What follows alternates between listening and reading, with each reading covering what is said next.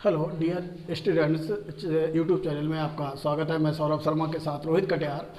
कक्षा 10 मैथ त्रिकोणमिति परिचय के बारे में आज आपको बताया जाएगा और लगातार आप हमारे चैनल को देखते रहिएगा। प्रतिदिन एक वीडियो सौरभ शर्मा के साथ में मैथ रोहित कटियार के रूप में उपलब्ध रहेंगे। आज मैं आपको त्रिकोणमिति परिचय के बारे में बताऊंगा। आप ध्यान दें थोड़ा सा। त्रिकोणमिति त्रिभुज पर आधारित है, समकोण त्रिभुज पर आधारित है।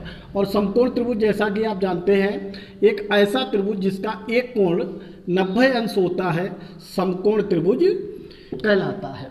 तो ये कोण जो इसका दिया गया है ये 90 अंश का है और ये पूरा ट्रायंगल क्या कहलाएगा? समकोण त्रिभुज कहलाता है। ये समकोण त्रिभुज।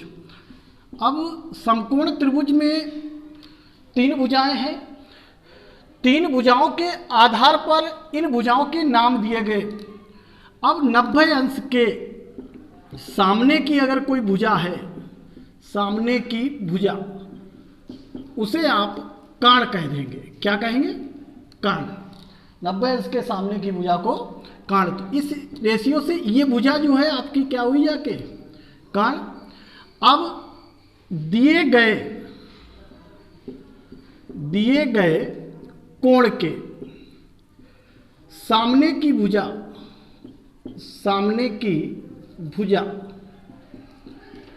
ये आपकी लंब कहलाती है। क्या कहलाती है? लंब कहलाती है। तो अगर ये एंगल दिया गया है तो ये भुजा क्या कहलाएगी? लंब। अब जो शेष भुजा बची, शेष भुजा, उसे हम क्या कहते हैं? आधार कहते हैं। क्या कहते हैं? आधार। तो ये समकोण त्रिभुज है और त्रिभुज का कोण के आधार पर 3 भुजाएं दी गई, लंब, काण और आधार। अब 3 भुजाओं के आधार पर ये 6 त्रिकोणमिति निष्पत्तियां हैं। तो कितनी त्रिकोणमिति निष्पत्तियां हैं? 6। तो त्रिकोणमिति निष्पत्तियां कितनी निष्पत्तियां होती है? त्रिकोणमिति की कितनी निष्पत्तियां होती हैं? 6 निष्पत्तियां होती हैं। और 6 निष्पत्तियों में number 1 sine, number 2 cos, number 3 tan, number 4 cosec, number 5 sec और नंबर 6 कॉट। तो ये 6 निष्पत्तियां हैं। कौन कौन सी है? साइन है, कास है, टेन है, कॉसिक है, सेक है और काट हुआ जाके। अब इन 6 निष्पत्तियों के मान त्रिभुज की भुजाओं के आधार पर आपको लिखने हैं। तो नंबर फर्स्ट में साइन। अगर कोई एंगल थीटा है तो थीटा लिखें, फाई है तो फाई, अगर कुछ भी हो तो साइन थीटा बराबर होता है आपका लंब और बटे क्या होता है? काण। 60 में इसको एल बटे के लिख देते हैं। ऐसे ही कॉस थीटा बराबर क्या होता है? आधार बटे क्या लिखते हैं हम इसको? काण। और 60 में क्या लिख देंगे? ए बटे के। अब ऐसे ही हम टेन थीटा बराबर लिखें तो टेन थीटा बराबर फिर क्या होगा? लंब और बटे क्या हो जाएगा? आधार। और इसे लिख देंगे एल बटे ए। तो ये 3 निष्पत्तियां तो क्लियर हुई। अब 3 निष्पत्तियों के मान ठीक इसके अपोजिट होते हैं। 3 निष्पत्तियों के मान कैसे होते हैं? ठीक अपोजिट, यानी उल्टा कर दे आप इन्हें।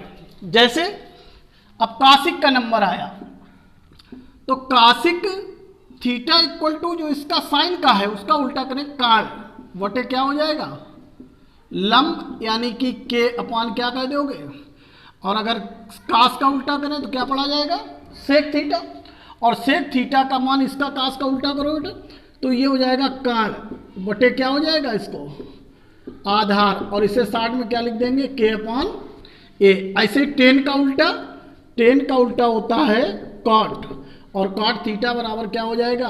आधार अपान क्या कह देंगे इसको? लंब और ए अपान एल।